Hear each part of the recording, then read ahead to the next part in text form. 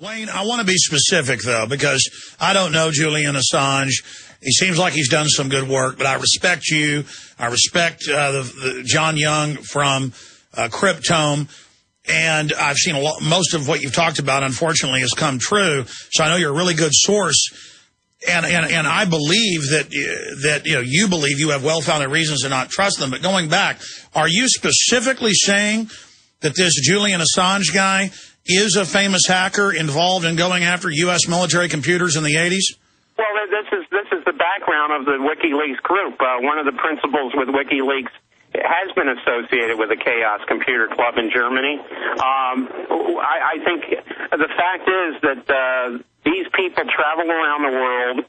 They say there's government agents after them. Though I think that there needs to be more transparency with this organization.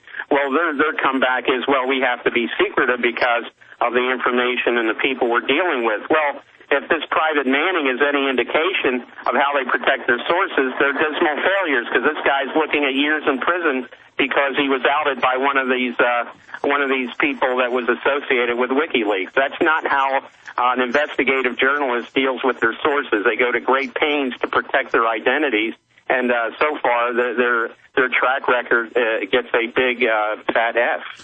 What about the provenance of these documents? Young pointed out they had digital signatures on them before, that they were actual physical documents, scans of those, and that this disgorgement of 92,000 plus documents breaks with two things.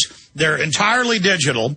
They're text. They're not copies of paper. They're digital text. B, they didn't disgorge them to the public first, as they've always done. They went directly to powerhouse mainstream media establishment groups like the New York Times that helped lie about yellow cake and aluminum tubes in Iraq.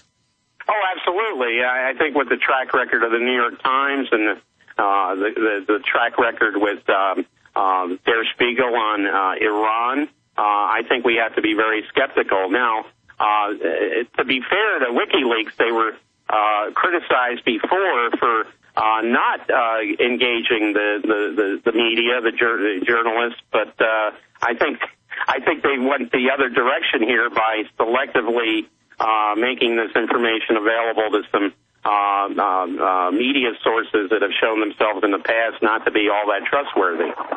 What does your gut tell you, Wayne? Well, my gut tells me that this could be, even though the Obama White House is criticizing this quote-unquote leak as terrible, I think we have to look.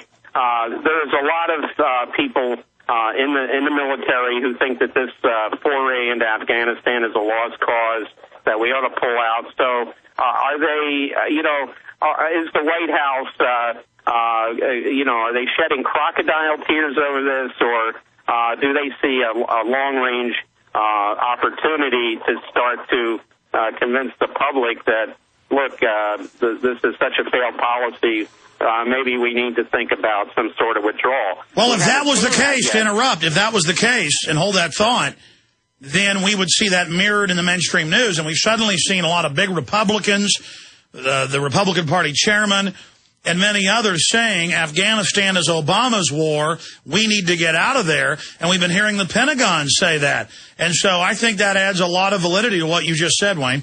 Right, and what do we have coming up? We have a big election coming up, and the Democrats are being seen as possibly losing a number of seats in the Senate and the House. So this could be an effort at some sort of damage control.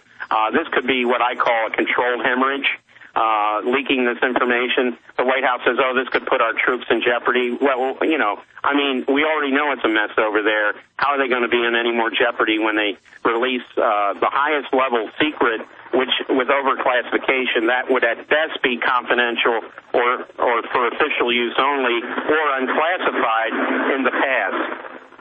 Yeah, because Ellsberg's reports, those were the highest level government and think tank analysis from the big brain bugs that the war was a complete failure, not battlefield communiques. No, yeah, right. The Pentagon Papers came out of the RAND Corporation, which was basically writing policy in Vietnam and Indochina. So what we have here, what do we have? Emails, cable traffic between U.S. diplomats and State Department. I mean, where's the criticality here, except for the fact that these documents all prove what we already knew, that there's a lot of dissension in the ranks with this totally messed up policy we have in Afghanistan. But that also gives validity that it's real, and Wikileaks is doing a good job, because that's the type of thing they're going to be leaked, is something that a captain or a colonel who's mad can put on a memory stick and give to them.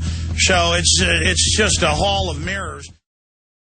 And as a security expert and internet expert, give us your view on the future of the web. Well, I think the idea of the president having the authority to throw a kill switch should send shudders down everyone's spine. We have to look at the three senators who proposed this, who really shepherded us through the Senate. Joe Lieberman, and we don't have to say any more about him, but the other one, Susan Collins from Maine, but the other one, Jay Rockefeller from West Virginia. And, I mean, that last name should tell everybody who's behind this and what the motives are. Well, we know his quote, we would have been better off without ever inventing an internet. You got Lieberman saying, we don't want to censor the web. We just need the power that China has to control it. Well, and China does effectively control the internet. They have their own search engine called Baidu. They didn't like Google. Of course, now Google apparently has settled its problems with China, but many websites are blocked in China. And is that what Lieberman's referring to? He's putting China up as some great example for this country to follow. I mean, I can't believe the people of Connecticut constantly keep putting this guy back in office. But we have to remember Connecticut is the home of the Bush family. It's the home of William F. Buckley, and it's the home of a number of Wall Street gangsters.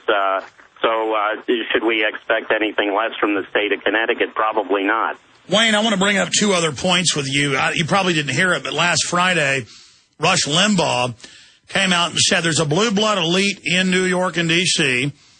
The banks are ripping us off. They want to destroy the middle class, and the Republicans are controlled by the same elite. He's always acted as a gatekeeper to deny that we have a corrupt oligarchy running things. He really went far on Friday. Is that because if he doesn't do that and change with the times because the public's already waking up, he won't be relevant, or is there a fight within the establishment? What's your view on that?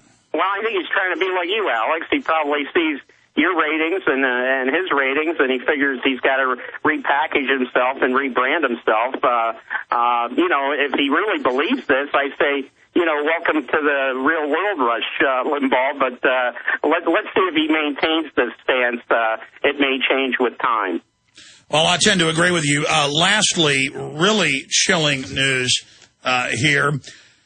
Haaretz reporting, the Jerusalem Post, Associated Press, ex-CIA chief says strike on Iran seems more likely now, and that even if they don't get a nuke, they need to be attacked. This from Hayden. Amazing statements. It seems that the drums for war are really intensifying. Give us your view from being inside the Beltway there, what the chatter is. Is this getting ready to be green-lighted?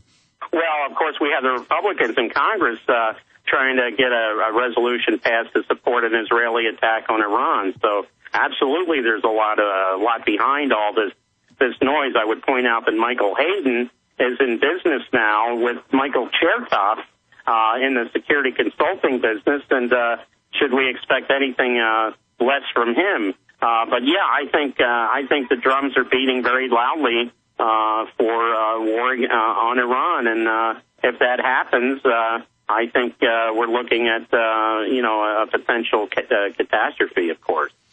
And the 2 minutes we've got left, what type of catastrophe?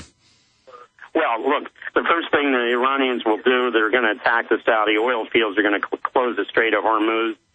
We've already got Hugo Chavez in Venezuela saying if he's attacked from Colombia, which is the host of 7 new U.S. military bases, courtesy of Obama, that he will cut off oil to the United States. I think we're talking about something akin to the oil blockade of the 1970s, only probably 20 times worse. And we now see the military priming the propaganda saying that they think nuke components are being shipped from Venezuela via ship to Iran. That's a perfect way to attack Venezuela and claim because they were helping with weapon systems. Well, of course, and here we go with the phony intelligence, which I reiterate that is the neocon stock and trade. False intelligence, bogus intelligence, forged documents. We saw it with the war in Iraq, and we're seeing it play out all over again. What's the time frame on an Iran strike? Well, I said in 2004 there were plans to try to do it before the November election. I think we're looking at electioneering politics, and what better way to rally support for the White House than to have a war with Iran in, say, early October. We'll keep watching it. Thanks for your help. Wayne, MadsenReport.com. Wayne, we'll talk to you again soon.